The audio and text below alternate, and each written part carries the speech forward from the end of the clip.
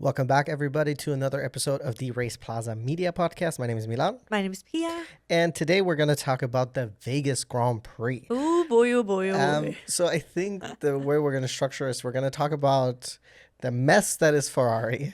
We're going to talk a little bit about the race because I don't think actually there's that much to talk about. Yeah. And then about all the other messes that happen afterwards. It was a messy weekend. Exactly. And then we're going to move on to F1 Academy as well.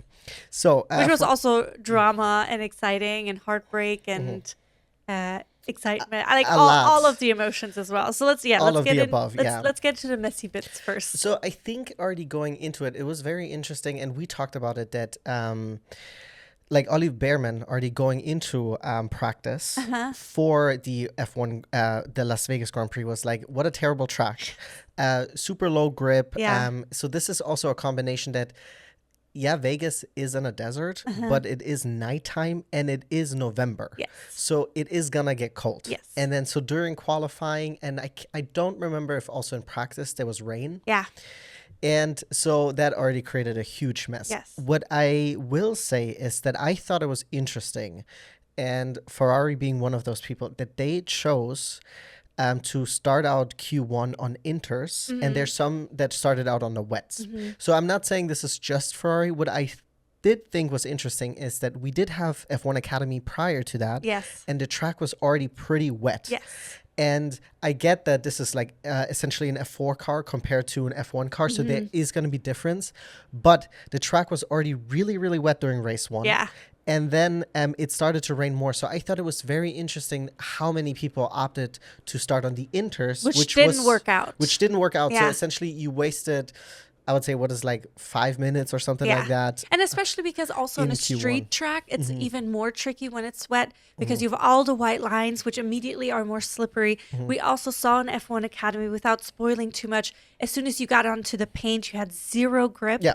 Either the painted white lines from the road or the painted white lines or painted areas from like the off track areas. It's kind of the same thing that happened to Lewis and Zandvoort. Like he got onto the paint, and because of the kink in the road, like his tire lifted, and then like there's no grip. And you're just like, and it's like you said, it's already like a very low grip track. Drivers complain about it. I mean, we've had the race. This is now the third time we had the race there. Last year the race was a little bit interesting, I think.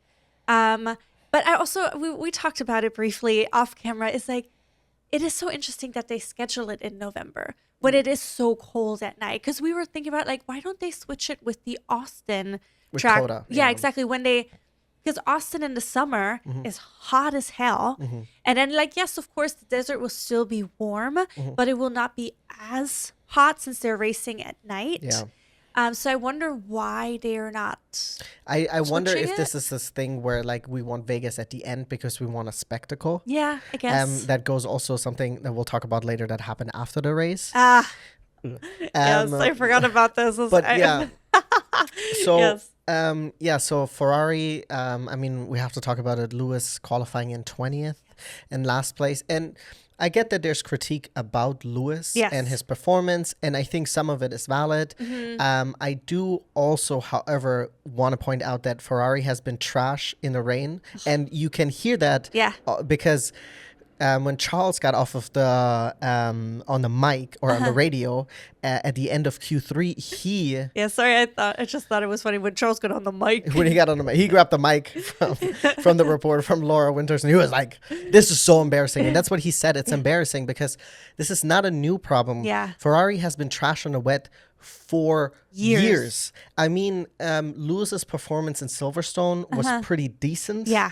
But, I mean, you saw Charles in that race, and he was all over the place. And Charles is one of the fastest guys on the grid. Yeah. You know, he's probably top 3 or 5 fastest guys on the grid. Yeah. And this guy can race in the rain. I mean, I would say all of them can race in the rain. Yeah, obviously, but you some don't of make them it to are F1. better in the rain Some than are others. rain masters, Yeah. and Lewis is one of those people, you know? So then you have this, right? So then he already wasted 5 minutes, right? Yeah. Then he got I mean, I will say there was also this thing that he got incredibly unlucky that on his last lap that he had 2 yellow flags, and then he had, I think, Hajar and Behrman joining the track while he was on a lap, while they weren't on a lap anymore, so they could have waited. I never watched a replay. And then, of course, we have to talk about the big issue, which is his race engineer, Adamami, I forgot his name just now because I'm so fucked off with this guy. I mean, Lewis coming on the radio asking, did I make it? Yeah. Do I have? And then he just tells him push. He told him twice to push, but no other details. My question is, why is it so difficult for you to just say, keep going, or say something, because there's no delay? Because especially clearly your driver is having questions. Yeah. Communicate. You don't even have to say an essay. You can just be like, push one more lap, final lap. We didn't quite make it, or like push, go for it, final lap. You know, like anything, anything more than what he was communicating, because Lewis had the time, because he crossed the line before the last seconds were over, so he could have pushed a final lap. But he already lifted off going into sector 1, which some people might argue, well, why didn't you just keep pushing? But it's like also like, well, if he was like 8th, then he wouldn't have to do that. You could just, do your outlap and you're done with it. So it's stuff like this where it's like no one else has having these issues on or not nearly as blatant on the grid. And then the thing about it is, this is not a new issue. This was an issue with Sainz, where Sainz at some point, he was just like, you're making shit up. I'm going to make my own decisions. I'm going to make my own. And I will say, people are like, well, why is Lewis not doing it? But the thing about it is, Lewis didn't have to. First of all, it's not his job, right?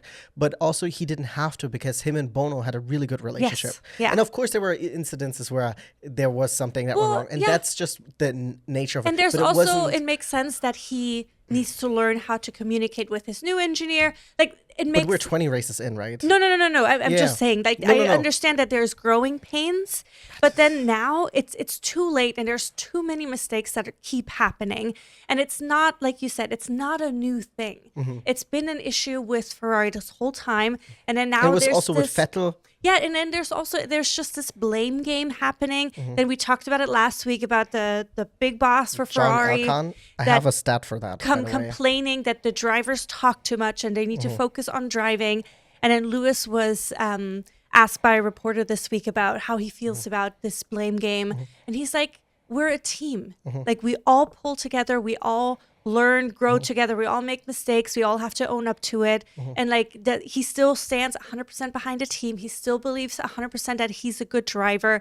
And he said, yes, it's been a really tough season, but he also feels like he's learned a lot this season, and there's been some growth this season. I mean, I also understand that this is part. You have to say these things. You can't be like, fuck all of these guys. You can't. No, of course not. But then there's also like, there is this, like, you have to learn to adjust to a new team. You have to learn to adjust to a new car. But we also all know that the car is not where it should be right now. No. The team is not where it should be right now. And it also doesn't help if Lewis then all of a sudden says, well, fuck everybody. Yeah. This is a shit show. Why am I here? I mean, and if you think about it, it's like Charles has been way worse on the radio. Yeah. Like, what he said on the radio after Q3, he was like, this is embarrassing. Yeah. Because let's be real, Charles has the pace to be, and I mean, Lewis obviously as well, right? Yeah.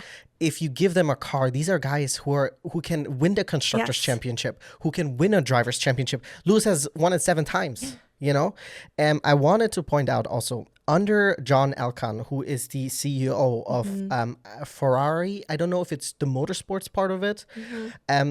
So he's been there for 8 seasons, 160 races, 15 wins, 0 championships, and 3 victory-less seasons. And you have to keep in mind, these are the drivers under him. Kimi Räikkönen, Sebastian Vettel, Carlos Sainz, Oliver Behrman was 1 race. Charles Leclerc and Lewis motherfucking Hamilton. It's wild. The so roster. You have over 10 drivers' championship across these drivers, and you couldn't get it together. So at some point, it's like, well, we keep talking about being rotten from the inside out, but maybe it's just the top that's really, really rotten. And Yes. I mean, I almost get a little bit of goosebumps because it's true. It is true. And he keeps blaming and talking shit. It's not a good look. No. Have you ever seen Toto Wolff go on there and be like, it's the driver's fault, they should be talking less? No. Fuck off, dude. And speaking Take responsibility. Seriously. And also speaking of Toto, very quickly, if you guys have not seen the Wired video that was recently posted about or with him, like him answering questions from fans and people online, highly recommend it. It's absolutely. Really insightful. Super insightful. And I think it just also speaks the volume what type of leader Toto is. Yes. Giving his answers. And I thought it is... So Max did an interview in which it was very much a Max interview. Yeah. I think I heard that people were pointing out that he did a podcast which was a lot better than just that, because you could tell that he wasn't really interested in doing this, because it was a lot of non-answers, which sometimes it's like, oh, I wish you would have given us a little bit more insight to things. But he's Toto, also not that he's not the person. Do it. This is what you get when you pick someone like Max. And there's nothing against Max. It's just not his cup of tea. Yeah. I think if they would have chosen somebody else, I think a different driver would have given them a little bit more insightful answers. Yeah, absolutely. But then on the other hand, Toto, like I was saying, it was a really excellent. It was very, very insightful. Really insightful. Really, I mean, it was just lots of fun information that I really appreciated. Also, like his responsibility, because I feel like it's always kind of like.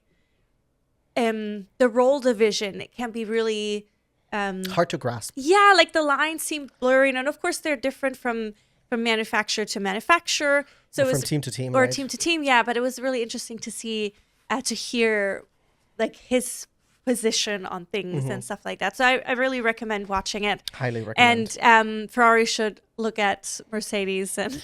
They won't. They're so caught up in their own bullshit. No, because it's also like this thing of pride probably and legacy, which I understand. They're such this grand team, but they have not produced in Formula One what they need to produce to live up to the name. Yeah. They have such this huge fan base with this big heart and passion, but they're just not delivering what we deserve.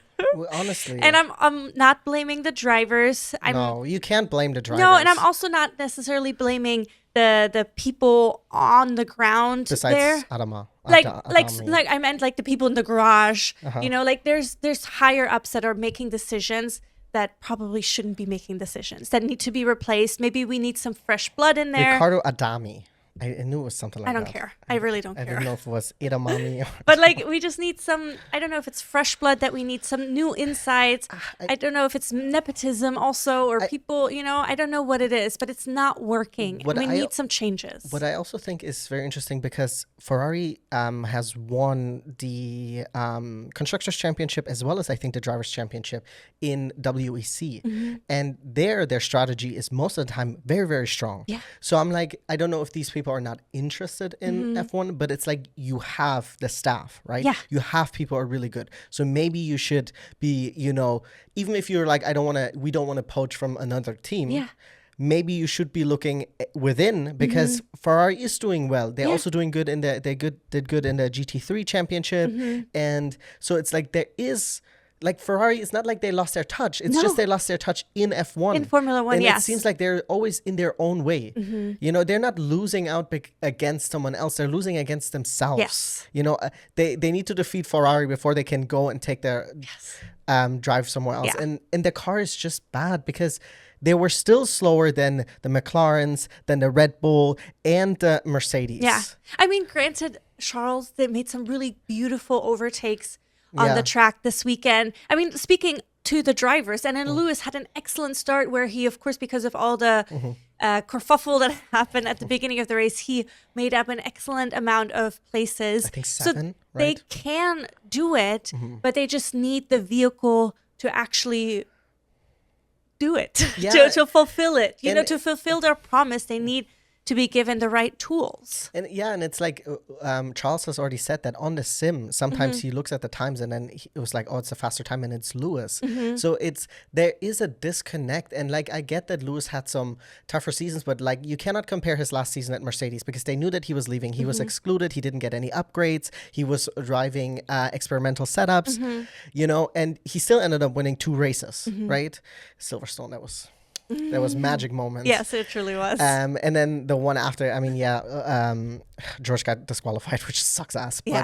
But it's just like, come on, like it's like it's hard. Yeah. It's hard being a Ferrari fan post Michael Schumacher. Yeah. I mean, because we've been Ferrari fans since Michael Schumacher. Because we grew up. It's like the German driving the Italian car. Makes perfect sense. We're not going to root for Mercedes. No, sorry, dude. And then there was Lewis, and that made things different. No, of course. I mean, and Mercedes is like our hometown vehicle, essentially. Yeah, it is. It literally. is. I mean, not where the F1 company is, but like where the actual car is built and from. But I thought it was also interesting because Toto, in his interview, he was talking about how like, oh, you know, how Mercedes has been so dominant for so many years, right? And he was like, well, we're the best car maker in the world, which...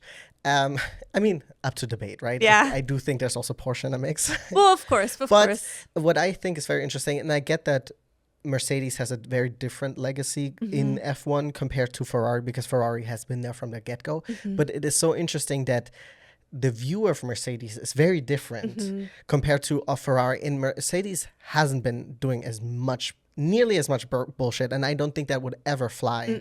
And I would be very surprised if Mercedes would ever slip down into it. I would say, I think as long as Toto's there, that wouldn't happen. Yeah. And I'm not saying that Mercedes didn't have bad years, especially the first year coming back in the ground effect area. That was a tough year all around.